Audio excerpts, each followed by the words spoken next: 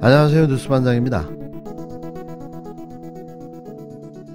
검찰공화국의 출범이 20여일 앞으로 다가온 19일, 검찰이 업무방해 및 주거침입 혐의로 재판에 넘겨진 서울의 소리 이명수 기자에게 징역 10월을 구형했습니다.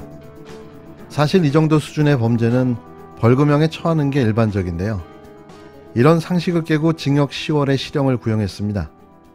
이건 그간 김건희 씨가 이야기해온 권력을 잡으면 알아서 한다는 그런 일인데요. 그녀의 말이 현실이 되고 말았습니다. 네, 서울대 석사 나왔는데도 그 무슨 AMP 과정 그런 거라고 학력 위주라고 난리 났잖아. 무슨 당국대? 뭐 나왔대. 그다 서울에서 나온 거야. 당국대가 웬 당국대? 하여튼 서울의 소리가 뭔 이게 원흉이야 다 지금. 모든 내 소문에. 내가 정권 잡은 거기는 완전히 무사하지 못할 거야 아마. 열린 공간? 거기는 이제 권력이라는 게 빨리 잡으면 우리가 안 시켜도 알아서 검찰들이 알아서 입건해요. 그게 무서운 거지. 19일 서울의 소리 보도에 따르면 서울중앙지법 주수연 판사는 윤석열 아파트 주거침입 혐의로 기소된 이명수 기자의 이날 첫 공판에서 검찰은 징역 10월을 구형했다고 밝혔는데요. 최종 판결은 일주일 후인 오는 26일로 잡혔습니다. 이에 이명수 기자는 법원 판결은 검찰 구형 후 보통 한 달 정도 시간을 주는데 첫 공판 이후 이렇게 급하게 판결을 내리다니 의아하다고 말했는데요. 관련해 법조계 인사들은 선고를 빨리 내리는 이유는 딱 한 가지밖에 없다. 검찰의 편의를 봐주는 경우일 때라고 말했습니다. 그러니까 5월 9일 대통령 취임 후에 선고를 하면 윤석열 대통령이 되니 취재한 기자 유죄 때리네. 이러면 윤석열한테 부담이 갈 것 아닌가. 윤석열에게 부담을 주지 않기 위해 미리 선고하는 것이라며 이같이 분석했는데요. 역시 알아서 기는 거죠. 대통령의 심기를 위한 사법기관의 편이었던 겁니다. 앞서 지난 2020년 8월 25일 이명수 기자 등 서울의 소리 취재진은 윤석열 당시 검찰청장이 거주하는 서울 서초구 아크로비스타 주차장에 들어가 윤 청장이 나오길 기다렸다 취재를 시도했는데요. 당시는 중앙홀딩스 홍석현 회장과의 폭탄주 회동이 논란이 됐던 때라 이명수 기자 등은 홍석현 회장을 은밀히 만난 이유에 대해 물었고 당시 윤 청장은 아무런 답을 하지 않고 자리를 뜬 것으로 알려졌습니다. 이후 아파트 측은 이들이 집을 보러 왔다고 말한 뒤 무단 침입했다며 경찰에 신고했고 고발장까지 접수해 경찰이 수사에 나섰는데요. 한편 이명수 기자는 지난 대선 기간 윤석열 대통령 당선인 부인 김건희 씨와의 전화통화 내용을 공개해 김 씨로부터 1억 원의 손해배상 청구 소송을 당하기도 했습니다. 서울의 소리는 이 기자의 이번 재판에 관련된 피고인 소환장은 김건희 씨 1억 손해배상 청구 소송 소장과 같이 대선이 끝난 이후 송달받았다고 밝혔는데요. 검찰과 사법부가 알아서 열일을 하고 있습니다. 서울시장 공천 경선해야 합니다. 어제 전략공천관리위원회가 6일 서울시장 선거 후보 선출과 관련해 송영길 전 대표와 박주민 의원을 배제하기로 했다고 합니다. 저는 이 결정을 당원과 서울시민 그리고 국민을 모두 외면한 결정으로 규정합니다. 제가 여러 차례 반대했지만 충북은 선거에 패배한 가장 큰 원인인 부동산 실패에 책임 있는 분을 공천했습니다.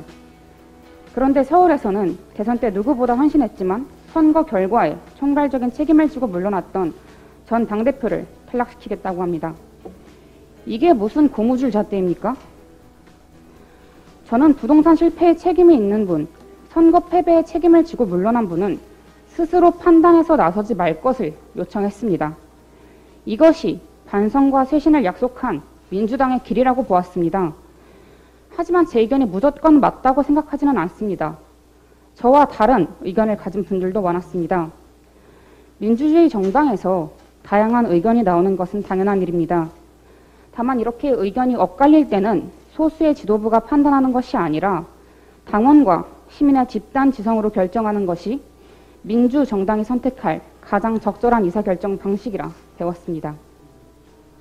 동일한 잣대를 적용해 노영민 후보도 탈락시키든지 그것을 못하겠다면 서울에 공천 신청을 한 예비 후보가 모두 참여한 공정한 경선을 해야 합니다. 서울시장 선거는 경선을 하지 않겠다는 건 패배 선언과 다를 바 없다고 생각합니다. 국민과 당원의 뜻에 따라 서울시장 공천을 바로잡겠습니다. 더불어민주당 전략공천관리위원회가 19일 송영길 전 대표와 박주민 의원을 6일 지방선거 서울시장 후보자 공천에서 배제했습니다. 송 전 대표는 자신에 대한 공천 배제가 지방선거를 사실상 포기하는 자해행위라고 강하게 반발하며 재고를 요청했는데요. 이에 박지원 공동비대위원장은 20일 국회에서 열린 비상대책위원회에 참석해 경선을 하지 않겠다는 건 패배 선언과 다를 바 없다고 생각한다. 국민과 당원의 뜻에 따라 서울시장 공천을 바로잡겠다며 공천 배제에 대해 강력 비판했습니다. 박 위원장은 어제 공천관리위원회가 6일 서울시장 선거후보 선출과 관련해 송 전 대표와 박 의원을 배제하기로 했다고 한다며 저는 이 결정을 당원과 서울시민 그리고 국민을 모두 외면한 결정으로 규정한다고 밝혔습니다. 그러면서 제가 여러 차례 반대했지만 충북은 선거에 패배한 가장 큰 원인인 부동산 실패에 책임 있는 분을 공천했다. 그런데 서울에서는 대선 때 누구보다 헌신했지만 선거 결과에 총괄적인 책임을 지고 물러났던 전 당대표를 탈락시키겠다고 한다고 지적했는데요. 이어 이게 무슨 고무줄 잣대입니까 라며 당원과 시민의 집단 지성으로 결정하는 것이 민주정당이 선택할 가장 적절한 의사결정 방식이라고 배웠다. 동일한 잣대를 적용해 노영민 후보도 탈락시키든지 그것을 못하면 서울에 공천 신청을 한 예비후보가 모두 참여한 공정한 경선을 해야 한다고 촉구했습니다. 그는 서울시장 선거 경선을 하지 않는다는 건 패배 선언과도 다를 바 없다고 생각한다며 국민과 당원의 뜻에 따라 서울시장 공천을 바로잡겠다고 목소리를 높였습니다. 민주당 전략공천위는 전날 19일 회의를 열어 송 전 대표와 박 의원을 공천에서 배제하고 이를 통지했는데요. 송 전 대표는 정다은 전략공천위원에게서 공천이 배제됐다는 연락을 받고 이원욱 전략공천관리위원장에게 전화를 했더니 사실이라고 확인해줬다며 사유는 대선 패배 책임이라고 들었다고 말했습니다. 송 전 대표는 대선 과정에서 총선 불출마를 선언하고 대선 패배 뒤에는 대표직까지 내려놓았지만 서울시장 도전을 선언하면서 당내 반발이 일었는데요. 박 의원은 일찌감치 서울시장 출마를 준비했지만 2020년 임대차 3법 시행 직전 전세보증금을 과도하게 인상한 전력을 놓고 비판이 이어졌습니다. 송 전 대표와 박 의원 등 현재 후보군으로는 국힘당 오세훈 시장을 상대하기 버겁다는 우려가 계속되자 민주당 비상대책위원회는 지난 13일 서울시장 후보 공천을 원점에서 재검토하겠다며 서울 지역을 전략 선곡으로 지정했는데요. 이어 민주당 전략공천위원회가 송 전 대표와 박 의원의 공천 배제를 결정한 겁니다.